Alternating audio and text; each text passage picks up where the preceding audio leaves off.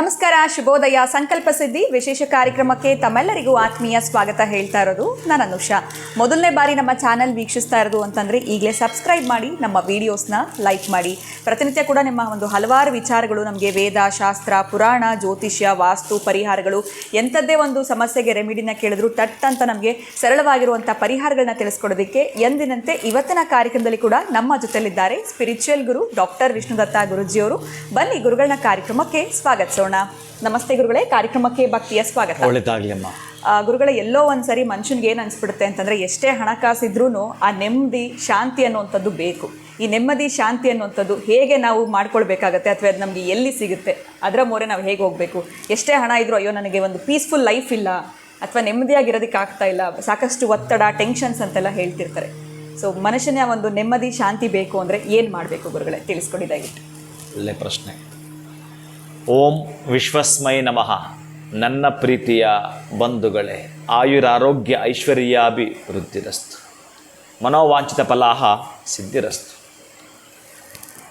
ಈ ನೆಮ್ಮದಿ ಅನ್ನೋದು, ಪೀಸ್ ಆಫ್ ಮೈಂಡ್ ಅನ್ನೋದೊಬ್ಬ ಪ್ರತಿಯೊಬ್ಬನ ಮನುಷ್ಯನ ಬಹಳ ಮುಖ್ಯವಾಗಿರ್ತಕ್ಕಂತಹ ಎಲ್ಲ ಸಬ್ಜೆಕ್ಟ್ಗಳಲ್ಲೂ ಪ್ರಧಾನವಾಗಿ ಅವನ್ನ ನೂರಾರು ಕಾಲ ಬದುಕಿ ಬಾಳಬೇಕಾದ್ರೆ, ನೂರಾರು ಕಾಲ ಬದುಕಿ ಬಾಳಬೇಕಾದ್ರೆ ಈ ಶಾಂತಿ ಅನ್ನೋದು ಬೇಕಾಗತ್ತೆ. ಯಾವತ್ತು ಪ್ರತಿನಿತ್ಯ ಟೆನ್ಷನ್ ಲೋಡ್ ಇಟ್ಕೊಂಡು ಈ ಡಾಕ್ಟ್ರ್ ಕೊಡುವಂಥ ಮೆಡಿಸಿನ್ ಎಲ್ಲ ಇದೆಯಲ್ಲ, ಅದು ಕೇವಲ ನಿಮಿತ್ತ ಮಾತ್ರ. ಬಹುಶಃ 20%, ಇನ್ನು 80% ನಿಮ್ಮ ಒಳಗಡೆ ಆ ಶಾಂತಿಯನ್ನು ತಂದುಕೊಂಡ್ರೆ ಅದು ಎಂತಹದ್ದು ಬರಲಿಕ್ಕೆ ಸಾಧ್ಯವೇ ಇಲ್ಲ. ಇಲ್ಲಿ ನಾವೆಲ್ಲ ಹೇಗೆ ಅಂದರೆ, ಈ ಬುದ್ಧ ಶಾಂತಿಗಾಗಿ, ಬುದ್ಧ ಆ ಪೀಸ್ ಆಫ್ ಮೈಂಡ್ ಅನ್ನೋದಕ್ಕಾಗಿ, ಶಾಂತಿಗಾಗಿ ಅರಮನೆಯನ್ನೇ ತೊರೆದ. ಅಂದರೆ ಶಾಂತಿಗಾಗಿ ಬುದ್ಧ ಅರಮನೆಯನ್ನೇ ತೊರೆದ. ನಾವುಗಳು ಏನು ಮಾಡ್ತೀವಿ ಗೊತ್ತುಂಟಾ? ಆ ಅರಮನೆಗಾಗಿ ಶಾಂತಿಯನ್ನೇ ತೊರೆದಿರ್ತೀವಿ, ಆ ಶಾಂತಿಯನ್ನೇ ತೊರೆದಿರ್ತೀವಿ. ಅದಕ್ಕಾಗಿ ನಮಗೆ ಶಾಂತಿ ಬೇಕು ಅನ್ನೋದಾದರೆ ಒಂದು ಶಿಸ್ತುಬದ್ಧ ಜೀವನವನ್ನು ಈ ಮಕ್ಕಳಿಗೆ ಸ್ಕೂಲಲ್ಲಿ ಒಂದು ಟೈಮ್ ಟೇಬಲ್ ಹಾಕಿ ಕೊಡ್ತಾಯಿದ್ರು. ಅಂದರೆ ಇಂಥ ಸಬ್ಜೆಕ್ಟ್ ಇಂಥ ಟೈಮ್ಗೆ ಇರುತ್ತೆ, ಈಗ ನಾಳೆ ಇಂಥ ಸಬ್ಜೆಕ್ಟ್ ತರಬೇಕು, ಇಂತಹದ್ದು ಕ್ಲಾಸ್ ಇರುತ್ತೆ ಅಂತಂದರೆ ಕರೆಕ್ಟಾಗಿ ಆ ಟೈಮ್ ಪ್ರಕಾರ ಯಾವ ಕ್ಲಾಸ್ ಇರುತ್ತೋ ಆ ಸಬ್ಜೆಕ್ಟನ್ನು ತೆಗೆದುಕೊಂಡು ಹೋಗಲಿಕ್ಕೆ ಟೈಮ್ ಟೇಬಲ್ ಹೇಗೆ ಹಾಕಿರುತ್ತಾರೋ, ಜೀವನ ಪರ್ಯಂತ ಟೈಮ್ ಟೇಬಲ್ ಇರಬೇಕು. ಜೀವನ ಪರ್ಯಂತ. ಬಹುಶಃ ಈ ಮದುವೆ ಅಂತ ಮಾಡ್ತಾರಲ್ಲ, ಅದನ್ನು ವಿವಾಹ ಅಂತ ಏನು ಕರೀತಾರೋ, ಆ ವಿವಾಹಕ್ಕೆ ಸಂಬಂಧಪಟ್ಟಾಗೆ ಈ 2 ಬೆರಳುಗಳನ್ನು ಜಾಯಿಂಟ್ ಹಾಕ್ತಕ್ಕಂತಹದ್ದು, ಇದು ಬಹಳ ಉತ್ತಮವಾಗಿರೋ ಸಬ್ಜೆಕ್ಟ್. ಷೋಡಶ ಸಂಸ್ಕಾರಗಳಲ್ಲಿ ಮಾತಾಡಲಿಕ್ಕೆ ಹೊರಟ್ರೆ, ವನ ಸುಮದೊಳೆನ್ನ ಜೀವನ ವಿಕಸಿಸಿ ನವಿಲಿನಂತೆ ನಾಚುತ್ತ ಜನ್ಮದ ನೆಂಟನ್ನು ಗಂಟು ಹಾಕಲು, ಪ್ರಭೆಯೊಳಗೆ ಕಾಯಲು ಕುಣಿಯಲು ಶರದೃತುವಂತೆ ನೂತನ ಜೀವನ ವಿನೂತನ ಶೈಲಿ ನಡೆಯಬೇಕಾದ್ರೆ ಏನು ಈ ಒಂದು ಮುದ್ರೆ ಹಾಕಿ ಕರ್ಕೊಂಡು ಹೋಗ್ತಾರೆ, ಇದು ಬಹಳ ವಿಶೇಷ ಇದೆ. ಇದರ ಬಗ್ಗೆ ಮಾತಾಡ್ಲಿಕ್ಕೆ ಹೊರಟ್ರೆ ಅದರ ಸಬ್ಜೆಕ್ಟ್ ಇವತ್ತು ಅದಲ್ಲ, ಸುಮ್ಮನೆ ಹೇಳ್ತಾ ಇದ್ದೇನೆ ನಿಮಗೆ. ಶಾಂತಿಗಾಗಿ ಮದುವೆ ಆಗಿ ಈ ರೀತಿಯ ಮುದ್ರೆಯೊಂದಿಗೆ ಅವರು ಹೊರಟ್ರೆ, ಇನ್ನು ಕೊನೆ ಉಸಿರಿರೋ ತನಕ ಈ ಮುದ್ರೆ ಆಯಿತು ವಿವಾಹ. ಇನ್ನು ಅಂತ್ಯಷ್ಟಿಗೆ ಸಂಬಂಧಪಡ್ತಕ್ಕಂಥದ್ದು ಆ ಹೆಬ್ಬೆರಳುಗಳು ನೋಡಿ, ಕೈಯಲ್ಲಿರ್ತಕ್ಕಂತಹ ಕಿರುಬೆರಳುಗಳು ಏನಿದಾವೋ ಇವು ನಿಮ್ಮ ಜೀವನವನ್ನು ಉತ್ತುಂಗ ಶಿಖರಕ್ಕೆ ತಗೊಂಡೋಗ್ತಕ್ಕಂತಹದ್ದು. ಅದೇ ನಿಮ್ಮ ಪಾದದಲ್ಲಿರ್ತಕ್ಕಂಥ ಹೆಬ್ಬೆರಳನ್ನು ಗಂಟಾಕ್ತಾರೆ, ಗೊತ್ತುಂಟಾ? ಹೋಗೋವಾಗ ಅದನ್ನು ಜೋಡಿ ಮಾಡಿದಾಗ ಲೆಕ್ಕ ಬರ್ಕೊಳ್ತಾರೆ, ಇದನ್ನು ಜೋಡಿ ಮಾಡಿದಾಗ ಲೆಕ್ಕ ಪ್ರಾರಂಭ ಆಗುತ್ತೆ, ಆವತ್ತಿಗೆ ಲೆಕ್ಕ ಅಂತ್ಯ ಆಗತ್ತೆ. ಕಿರುಬೆರಳು ಜೋಡಿಸಿದಾಗ ಲೆಕ್ಕ ಪ್ರಾರಂಭ. ಅಲ್ಲಿ ತನಕ ನಿನಗೆ ಬಹುಶಃ ಬ್ರಹ್ಮಚರ್ಯದಲ್ಲಿರ್ತೀಯ, ಒಂದಷ್ಟು ಎಕ್ಸ್ಕ್ಯೂಸ್ ಇದೆ. ಆ ನಂತರ ಮಾಡ್ಕೊಂಡು ಬರ್ತೀವಲ್ಲ, ಇಲ್ಲಿಂದ ಪ್ರಾರಂಭ ನಿನ್ನ ಲೆಕ್ಕ. ಆ ಕಾಲಿನ ಹೆಬ್ಬೆರಳುಗಳು ಪ್ರಾಣ ಹೋದಾಗ ಮಾಡ್ತಾರಲ್ಲ, ಗೊತ್ತುಂಟಲ್ಲ, ಅದು ಒಂದು ದೊಡ್ಡ ಸಬ್ಜೆಕ್ಟ್. ಆ ಹೆಬ್ಬೆರಳು ಕರೆಕ್ಟ್ ಗಂಟಾಕ್ತಾರೆ, ಅಲ್ಲಿ ಲೆಕ್ಕ ಚುಕ್ತ ಮಾಡಿ ಹೋಗ್ತಕ್ಕಂಥದ್ದು ಏನು ಅಂತಕ್ಕಂಥದ್ದು. ಆದರೆ ಇವತ್ತು ಪೀಸ್ ಆಫ್ ಮೈಂಡ್ ಇರೋದು ನನ್ನ ಸಬ್ಜೆಕ್ಟ್. ಅಷ್ಟೇ ಮಾತಾಡಲಿಕ್ಕೆ ಸಾಧ್ಯವಾದಷ್ಟು ಪ್ರಯತ್ನಪಟ್ಟು ಮಾತಾಡ್ತೇನೆ. ಬಹುಶಃ ಇನ್ನೆಂತ ಇಲ್ಲ, ನೀವು ಶಾಂತಿಗಾಗಿ ನಿಮ್ಮ ಆಸೆಗಳಿದಾವಲ್ಲ, ಆ ಆಸೆಗಳಿಗೆ ಕಡಿವಾಣ ಹಾಕ್ಕೊಳ್ಳೋದು ಒಂದನೇದು. ಎರಡನೇದು, ದುರಾಸೆಯ ಪಟ್ಟು ನಿರಾಸೆ ಆಗ್ತಕ್ಕಂತಹ ಸನ್ನಿವೇಶಗಳಿಗೆ ಹೋಗದೆ ನಿಮ್ಮ ಆಸೆ ಬಾರ್ಡರ್ ಅಂತ ಏನಿದೆಯೋ ಅದರ ಒಳಗಡೆ ನೀವಿರೋದು ಉತ್ತಮೋತ್ತಮವಾಗಿರ್ತಕ್ಕಂತಹ ಪ್ರಗತಿಯನ್ನು ಮಾಡಿಕೊಡುತ್ತೆ.